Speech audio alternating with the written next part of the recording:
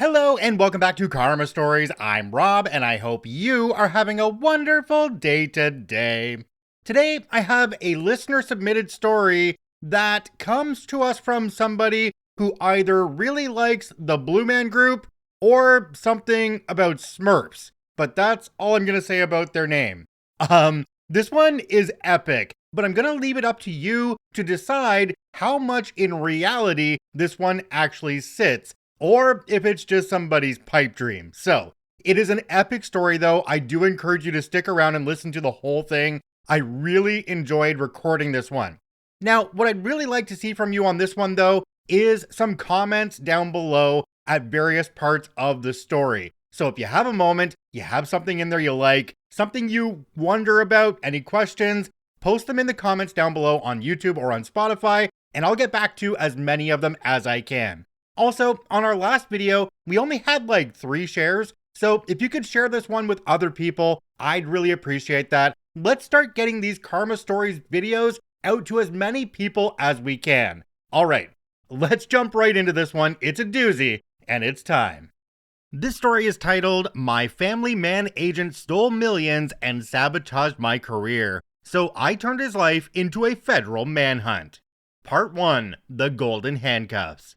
Let's get the disclaimers out of the way first. You know my face. If you grew up in the 90s, or even if you just watched reruns in the mid-2000s, you definitely grew up with me. I was one of the leads on a massive network sitcom, the kind of show that defined the must-see TV era. I was the cool one, the one with the hair, the one the network was betting on. I was the guy who was supposed to make the jump from 3-camera comedy to leading man movie star, following the trajectory of guys like Clooney or Hanks. I'm writing this anonymously because I still work. I moved behind the camera years ago, and I like my privacy. This town is small, and memories are long. But the statute of limitations on the emotional damage has expired, and the NDA I signed, well, let's just say the other party isn't in a position to sue anyone anymore. To understand why I ruined a man's life, you have to understand Simon. In Hollywood, agents usually fall into 2 categories. First, there's the shark. This is the caricature you see on TV. The guy in the $5,000 Italian suit screaming into a headset, throwing blackberries at assistants, doing lines off a glass desk on Sunset Boulevard. You expect that guy to screw you. It's part of the deal. You tolerate the shark because he fights dirty, and usually he fights dirty for you. You don't invite the shark to your wedding, but you trust him to get you an extra percentage point on the back end. Then there's the saint. That was Simon. Simon didn't wear suits. He wore cashmere sweaters and corduroys. He didn't drive a flashy red Ferrari. He drove a safe, sensible European station wagon because it's safer for the grandkids. He didn't scream. He listened. He was the guy who invited you to Sunday dinner at his house in Brentwood, a warm, sprawling place that smelled like old wood and roasted garlic. His wife, a sweet retired commercial actress who treated me like a son, made the best lasagna in the zip code. Simon was the guy who held my firstborn daughter in the hospital before my own parents did. He was the godfather to my children. He sat in the front row at my father's funeral. He wasn't just my agent, he was the older brother I never had. I signed with Simon right as my show was taking off. I was in my mid-20s, naive, and making more money in a week than my dad made in 5 years. I was terrified of the industry, terrified of the leeches I'd been warned about. Simon sat me down in his office, which smelled like vanilla candles and old leather, and said, "Kid, this town eats people. They will chew you up, take your youth, suck the life out of you, and spit you out. I'm not here to make a quick commission. I'm here to build a legacy." I bought it, hook, line, and sinker. I loved him for it. I trusted him with my life, my money, and my future. For the next 6 years, Simon managed my entire existence. When my show finally ended, the pressure was immense. I was terrified of being typecast. I wanted to pivot. I wanted to do drama. I wanted to work with the auteurs, the Scorseses, the Finchers, the guys who made cinema. "Patience," Simon would say, patting my shoulder like a wise uncle. "We have to be strategic. The industry has a short memory, but they also have strong prejudices. We can't dilute your brand with failed experiments. We need to find the right vehicle." But the right vehicle never seemed to arrive. Instead, I got offers for mid-budget family comedies, or the wacky neighbor in a rom-com, or the lead in a movie with a talking dog. I'd ask him, "Simon, what about that war epic everyone is reading for? I heard my A-list peer is meeting with the director next week." Simon would sigh, looking genuinely pained, removing his glasses to rub the bridge of his nose. "I called, kid. I really did. I begged. They won't see you. They still see you as sitcom character. It's unfair, it's criminal, but it's the reality. Trust me. We take the safe money now, we keep your quote high, and we use that leverage to produce our own stuff later." So, I trusted him. I took the safe money. I found myself working almost exclusively for one specific production company. Let's call them Omega Pictures. Omega wasn't a major studio like Warner or Universal. They were a volume house. They turned out movies that made money internationally, but won 0 awards and garnered 0 respect. I did 4 movies for Omega in 3 years. I want you to understand what it feels like to work on these sets. You arrive at 5 a.m., the script has been rewritten the night before by a guy who clearly hates writing. The director is a journeyman who is just trying to make his day so he doesn't get fired. The catering is stale, and you stand there knowing you are capable of Shakespeare, and you deliver a line to a CGI tennis ball that will eventually be a farting alien. But they paid my quote, $2 million a pop. Simon took his 10%, his agency took their cut, and I felt like I was slowly dying inside. I watched my peers, guys I used to outperform in acting class, guys I used to lend rent money to, surpass me. I watched them win Golden Globes. I watched them work with Spielberg. I stagnated. I became a joke, a has-been who was cashing checks. I started to get a reputation in the industry as hard to get or aloof. I heard whispers at parties that I was arrogant, that I wouldn't read for people, that I thought I was too good for indie projects. I didn't understand it. I was desperate for work. I would have read for a student film if the script was good. The cracks started to show in the mid-2000s. I was at a charity golf tournament in Santa Barbara. It was a beautiful day, the kind of California day that makes you forget your problems. I was paired up with a producer I knew vaguely, a guy named Rick. Rick was a heavy hitter. He produced the kind of gritty, character-driven thrillers I was dying to do. On the 14th hole, while we were waiting for the group ahead of us, Rick looks at me and says, "You know, we really wanted you for the lead in massive action franchise." I froze. That movie had been the biggest hit of the previous year. It launched a trilogy. The lead role went to an actor who, frankly, I could act circles around. "You did?" I asked, trying to keep the club steady in my hand, trying to keep my voice casual. "Yeah," Rick said, lining up his putt. "We offered you $6 million, plus back-end points. We were ready to build the franchise around you." He tapped the ball in, but Simon said you were unavailable because you were shooting that family comedy for Omega. Shame, you would have crushed it. My blood ran cold. The wind went out of me. The Omega movie paid me $2 million, and I wasn't unavailable. The shooting schedules didn't even overlap. The Omega movie wrapped in March. The action movie didn't start until June. "Right," I managed to choke out. "Scheduling conflicts. It's a killer." I went home that night and stared at the ceiling for hours. I didn't want to believe it. Simon was family. He was the godfather to my children. He wouldn't screw me out of $4 million and a career-defining role just to put me in a mediocre comedy. It didn't make sense. Why would he take 10% of $2 million when he could have taken 10% of $6 million? Agents are greedy, but they aren't illogical. If he was greedy, he would want the bigger commission.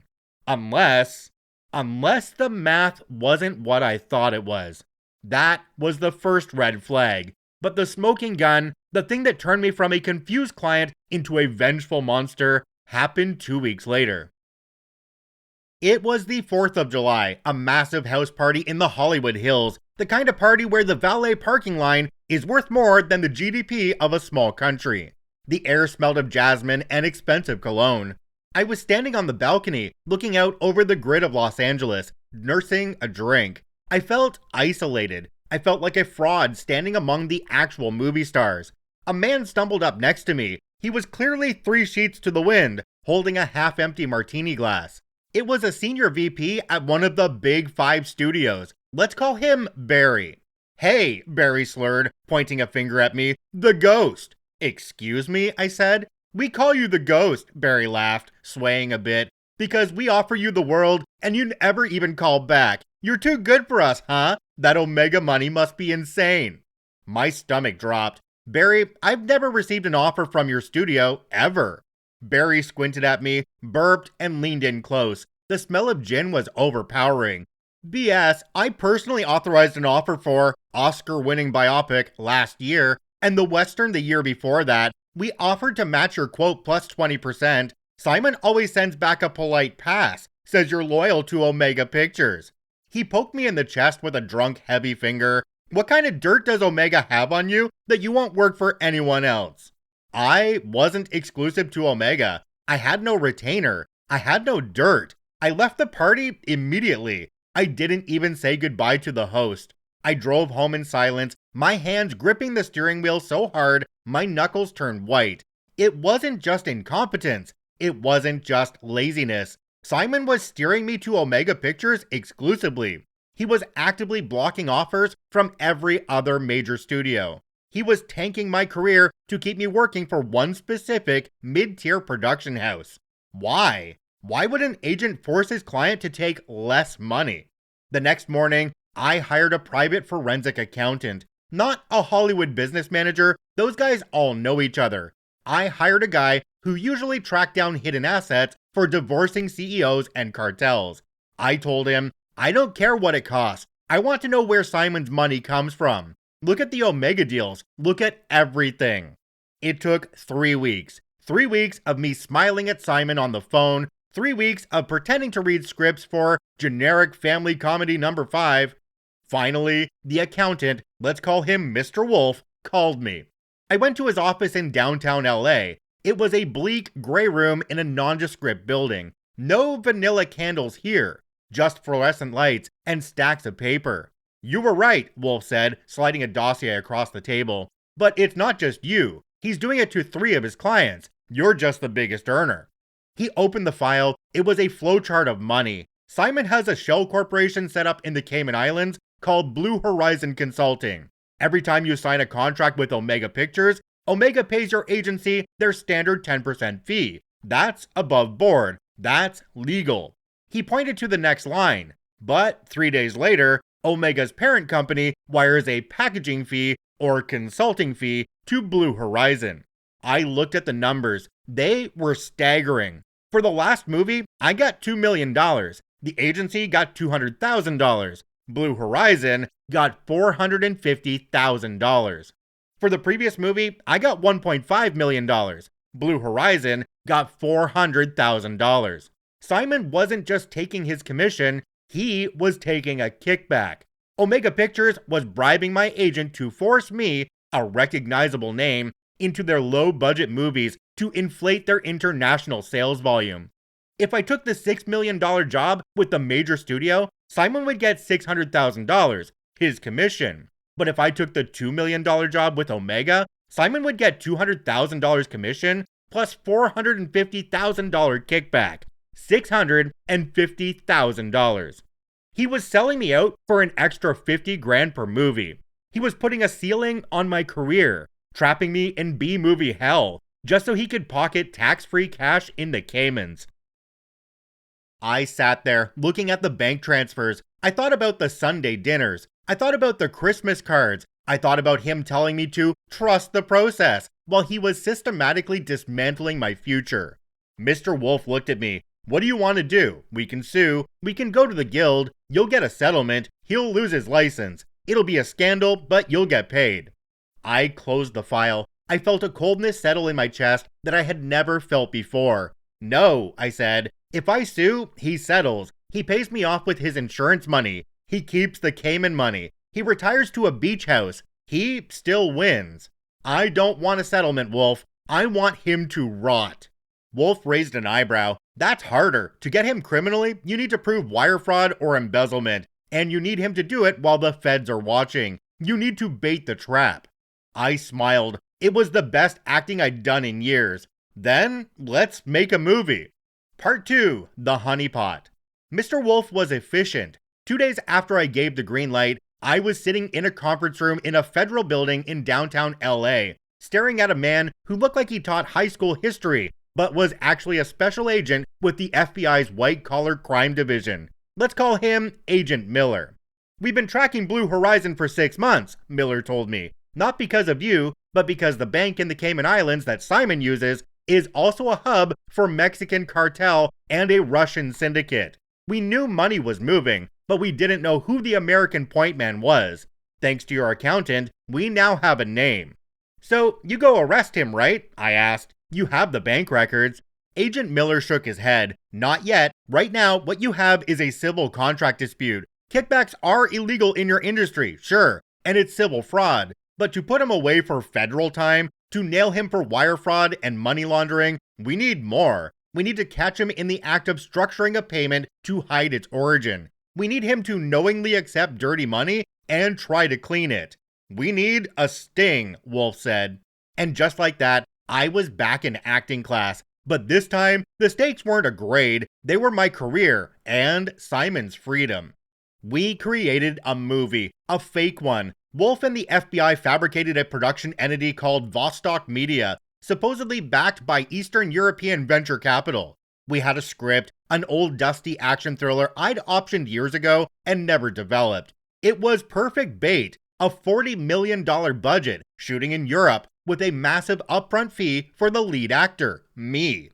I called Simon. I had to make the call of my life. I had to sound excited, naive, and desperate.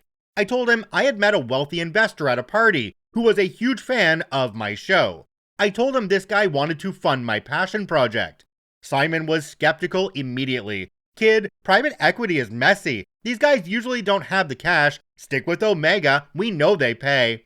Simon, please, I begged, channeling every ounce of frustration I had felt for the last decade. Just meet him. He's talking about an $8 million quote for me. Pay or play. $8 million, Simon. The mention of $8 million made Simon's skepticism vanish. That was $800,000 in legitimate commission. But more importantly, his greed kicked in. He knew that if there was that much fat on the bone, there was room for a side deal. The meeting was set for lunch at a very exclusive, very private hotel in Beverly Hills. I sat on one side of the table. Simon sat next to me, wearing his signature beige cardigan, looking every bit the kindly uncle. Across from us was Victor. Victor was an FBI undercover specialist. He was wearing a $5,000 suit, a watch that cost more than my first car, and he spoke with a vague, untraceable European accent. He looked like money. We love the script, Victor said, sipping sparkling water. We want to move fast. We want to wire the funds into escrow next week. But, Victor paused. This was the pivot, the moment of truth. Our investors, they value privacy. We have significant capital moving out of Estonia. We need to pay the talent fee, the $8 million, through a clean channel. But we also have a separate fund for development consulting. We need a partner in the US who can receive a packaging fee of $1 million to facilitate the deal. But it cannot appear on the main budget. It must be discreet. It was the exact same structure Omega used. I watched Simon. I watched his eyes. A Type A agent, the Shark, would have asked for a contract right there. But Simon was Type B. He was cautious. He was a survivor. We strictly adhere to US tax laws, Simon said, smiling his warm, fatherly smile. However, my agency often consults on international distribution. We could structure a separate agreement. Victor leaned in. The air in the room felt electric. No agency, Simon. The agency draws attention. We need an offshore entity to keep the tax liability flexible. This was the trap. Victor was explicitly asking Simon to help launder money and evade taxes. If Simon said no, the deal was off. If Simon agreed, he was committing a felony. Simon took a sip of his iced tea. He adjusted his glasses. He looked at me, then back at Victor. I want to make sure my client is protected, Simon said. Your client gets $8 million, Victor said. You get $1 million, in the Caymans, to Blue Horizon Consulting, if that entity still exists. Simon didn't even flinch at the name. He assumed I had mentioned it, or that Victor had done his due diligence. Blue Horizon can handle that scope of work, Simon said softly. I'll email you the routing numbers. My heart was hammering against my ribs. He did it. He walked right into it. He sold his soul for $1 million. One more thing, Victor said. Since this money is coming from difficult sources, we will need you to sign a consultancy agreement backdated to last year to show a history of service, just for our records. Standard procedure, Simon said. I'll draft it tonight. He was agreeing to falsify documents, another felony. We finished lunch. Simon hugged me in the valet line. I told you, kid, he beamed, squeezing my shoulder with that familiar, warm grip. Patience pays off. This is the big one. I'm so proud of you. I felt sick. I actually felt nausea rising in my throat. He looked so happy for me, even as he was preparing to steal $1 million and launder money for what he thought was the Estonian mob. Part 3, The Sting and the Sprint.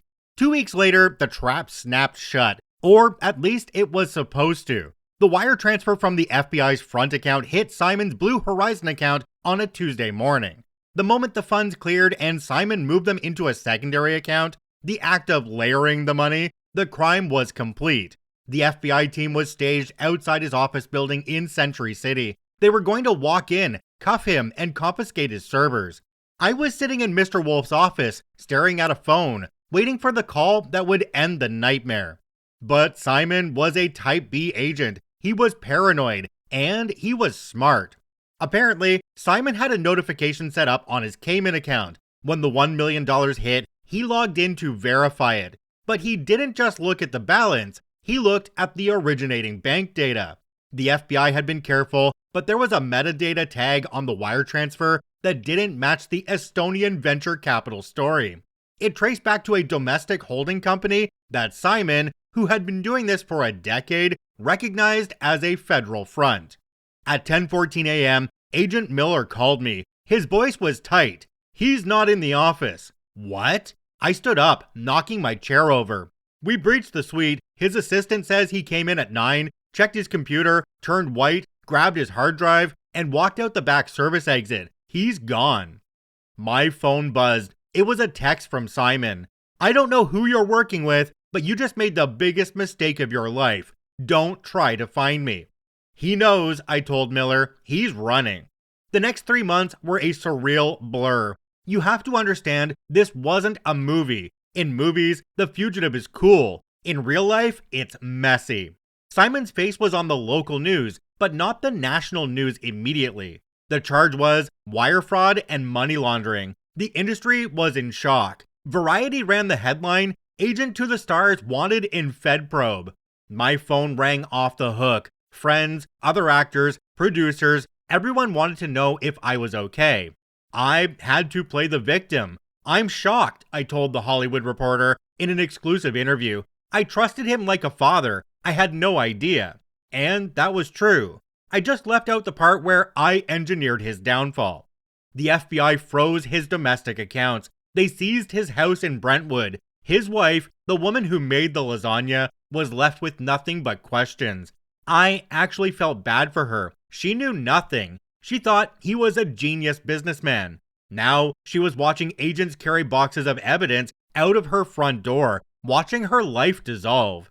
But Simon had the Cayman money, millions of it, and he had a head start. He made it to Mexico by car before the Be on the Lookout went out.